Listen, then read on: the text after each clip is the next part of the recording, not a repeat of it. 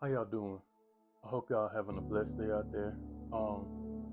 If you came across this video, it's probably because you are feeling like you're in a place that you're not supposed to be in, that you are stuck, or you going through some things and you don't understand quite why that you're going through these things. So I just want to talk about um, Joseph today.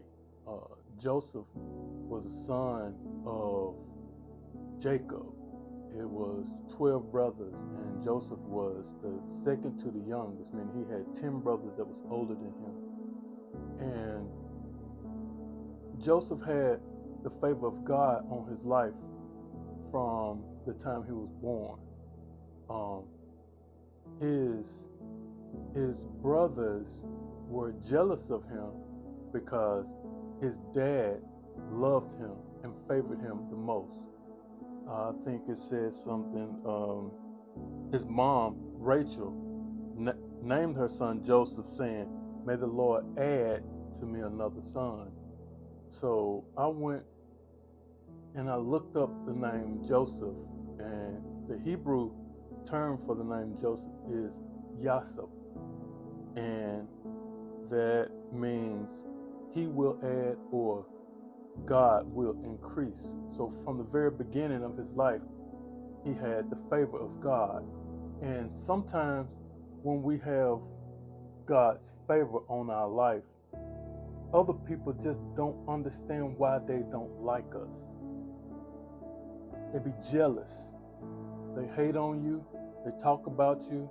Your family sometimes, they just don't understand. There's just something about you that they don't like.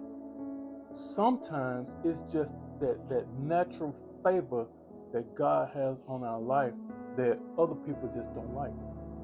They see you riding in a better car, or they see you living a certain way, or they see you're not getting sick. Like some people always getting sick and you don't get sick, or you you know you just have favor on your life, and some people just don't like that. Something you didn't even do nothing to them. You could just walk in a room and you can notice people look at you and just be like, look at him, he think he all that, or look at her, she thinks she all that. But they don't understand that's just God's favor on your life. And see, Joseph's brothers, they didn't like Joseph because they knew that he had the favor of God on his life. They knew that his daddy loved him the most, and that he just was able to prosper in everything that he did.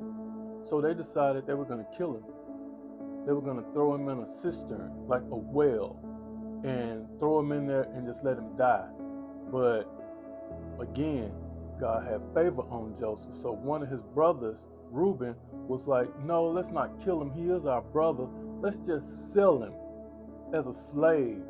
So they saw some Ishmaelites. They sold him. Now keep in mind, Joseph was the second to the youngest. So he was 17 at the time. He was 17 when this happened. They sold him to the Ishmaelites. And the Ishmaelites took him into Egypt and sold him to a man named Potiphar.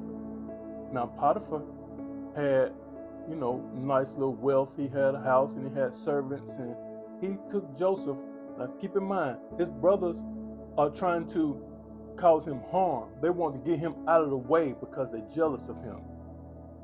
People are gonna always be jealous of you. They're gonna always say things about you because they know you have favor. That is just something about you. So they can't help but to feel a certain way about you when you step in the room. So they sold their brother into slavery. So once they sold their brother and Potiphar bought him, he put him in his house. But guess what? He put him over all his servants. He put him over all his affairs in his house. He had favor in his house. He rose to the top. He was able to take care of the everyday operation of the house of a rich man, fairly rich man named Potiphar. Okay, now here it is. Once again, that hate just because. Now, even the Bible said that Joseph was a well-built man, a handsome man. He was, kind of tall and a handsome, well-built man. The Bible said this now. And so Potiphar's wife noticed Joseph around the house, doing things around the house, and she wanted to have sex with him. He said, no, your husband trusts me. He put me at the head of his house to take care of all his affairs. I would not do that. So here he is being a good man, trying to do his best, and the hate just comes and attack him. So she said, okay, you won't have sex with me. I'll just say you raped me. So he took off running out of the house and left his cloak, and she grabbed the cloak and said, look, this man tried to rape me. And she told her husband, she said, that Hebrew slave that you brought in this house, he tried to rape me. So Potiphar got mad at him and threw him in prison. Now, Joseph hadn't done anything to anybody. He didn't do anything to his brothers. They sold him into slavery. He didn't do anything to Potiphar or anything to Potiphar's wife. She lied on him, threw him into prison. Now he's in prison. This young man, with the favor of God on his life, he's just being himself. And the hate is coming from every direction. So now he's in prison. He's in prison, and the other prisoners in the prison are having dreams. God blessed Joseph to be able to interpret the dreams while he was in prison. He's in prison. He interpreted the dreams. The dreams came true. So one of the prisoners was a cupbearer for Pharaoh. So when he was out back as a cupbearer, Pharaoh said that he had a dream and he couldn't interpret the dream. He didn't know what it meant. And so the prisoner said, I know a prisoner that was in prison with me. He's able to interpret dreams. Let me get him for you so he can help you interpret your dream. You see how God worked? You see how favor worked? He interpreted the prisoner's dream while he was in prison. The prisoner got out and became Pharaoh's cupbearer. And then he told Pharaoh, I know a guy that's in prison that can interpret your dreams. So they went and got Joseph, brought him to Pharaoh, and he interpreted the dream for Pharaoh.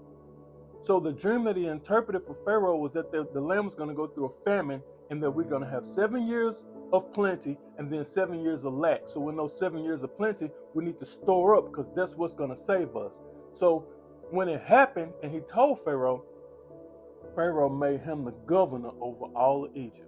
He said that no one in Egypt will be higher than you except for me. He put him second in command of all of Egypt. So all the affairs, all the money, all the harvest, all of the work, everything, he put Joseph in charge of it. Now, the dream that he interpreted was that the land was going to go through a famine.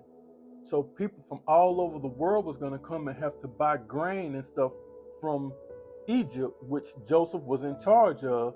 So now, all the little towns and stuff that's outside of Egypt was coming to Egypt to buy food. So guess who had to come to buy food from him? His brothers. The same brothers who sold him into slavery, that sold him as a servant into Potiphar's house, they led him into prison and then led him into Joseph. And God just, every time anybody tried to do something to hurt him, God used that to elevate him. So when you in a position and you're wondering, why am I suffering so much? Why am I going through this? Why these people keep hating on me? Why my boss keep making it so hard for me to work this job? Why my family members keep turning their back on me? Why I keep going through these certain things in my relationship? Why I'm having these issues with my children? Whatever it is, just know that God is in control. No matter what the situation is, God is in control. God will use the things that other people try to use to hurt you, to elevate you into the place where he wants you to be. So he went from a 17-year-old boy, now think about it. This was 17 years old when they tried to sell him into slavery. It took him until he was 30 years old to be the second in charge of Egypt. He never complained. All he did was continue to trust in God, continue to worship God, and he did exactly what God told him to do. It took him 13 years from the time he was 17 to the time he was 30 to be in charge of Egypt. 13 years. He trusted in God and he believed God, and God elevated him to the place he was supposed to be. So what he was able to do was he was able to forgive his brothers. He understood that it wasn't y'all. It wasn't the fact that y'all hated me so much that y'all sold me. It was that God was doing his thing. God was moving me and putting me in the place where I'm supposed to be. So he was grateful. He was thankful. He was thankful that he was able to be in the position that he was in. He was thankful that they sold him into slavery. He was thankful that they put him into Potiphar's house and that Potiphar put him in prison. He was thankful because everything he went through led him to the place where God wanted him to be the whole time. And now he was able to bring his family, bring his father, bring his brothers, bring his younger brother, all of them into Egypt and put them into a land that God has set aside for them, provide them with food, provide them with camels, provide them with goats and donkeys and all of the riches of that time. He was able to provide all of that for his family and bring them out of the land and put them into a land that God had promised his fathers and his forefathers, Abraham, Isaac, and Jacob, which was his father, Jacob. So you don't sit and complain about why me, why am I going through this, why am I going through that? No, what you do is you thank God. You thank God for the favor on your life. Don't worry about the people that hate on you. Don't worry about the people that talk about you behind your back. Don't worry about them. Thank God. Don't let the favor go to your head. Now remember, King Saul had favor on his life too, but he let that favor go to his head. It turned him against God.